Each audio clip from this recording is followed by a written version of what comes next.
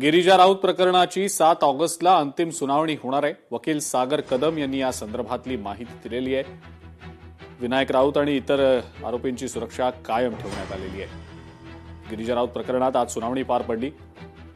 विनायक राऊत आणि इतर आरोपींना 7 ऑगस्टपर्यंत अंतरिम सुरक्षा कायम राहील असं कोर्टाचे आदेश आहेत. त्यामुळे 2 दिवसानंतर आता पुन्हा अंतिम सुनावणी होणार असल्याचं वकील सागर कदम यांनी सांगितलं.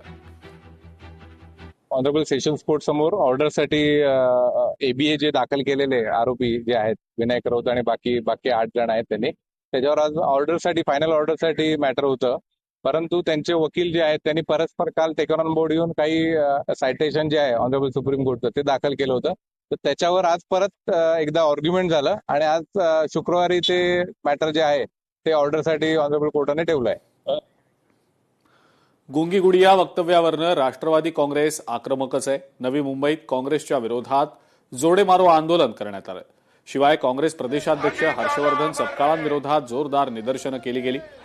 गुंगी गुडिया वक्तव्यावरून नवी मुंबईत राष्ट्रवादीनं आक्रमक भूमिका घेतल्याचं पाहायला मिळालं.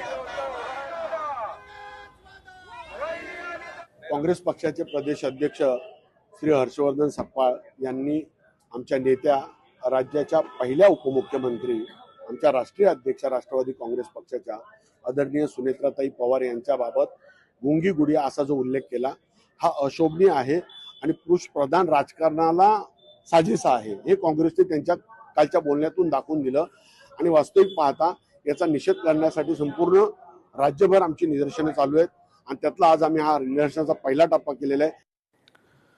मुंबईमध्ये सुद्धा गुंगी गुडियाच्या निषेधार्थ आंदोलन करण्यात आलं. काँग्रेसच्या विरोधात राष्ट्रवादीनं तीव्र आंदोलन केलं आणि काँग्रेसवर कठोर कारवाईची मागणी सुद्धा केली.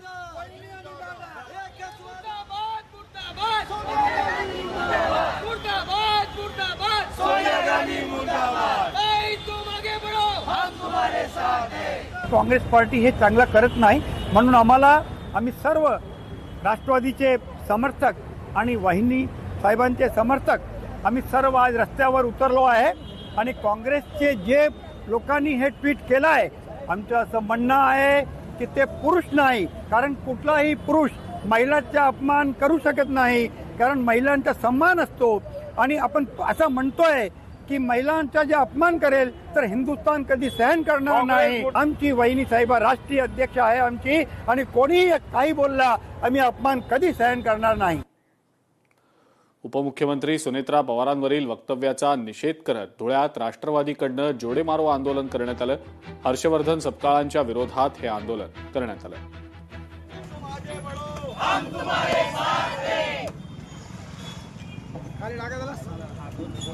काँग्रेस पार्टीचे प्रदेशाध्यक्ष हर्षवर्धन सपकाळ यांनी काही दिवसापूर्वी शेण खाल्लेला आहे.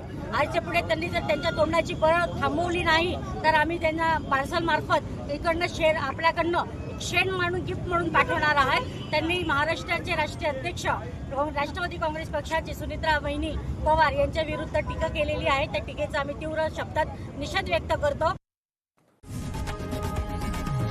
लोकशाही मराठी ऐका, पहा, जागरूक रहा.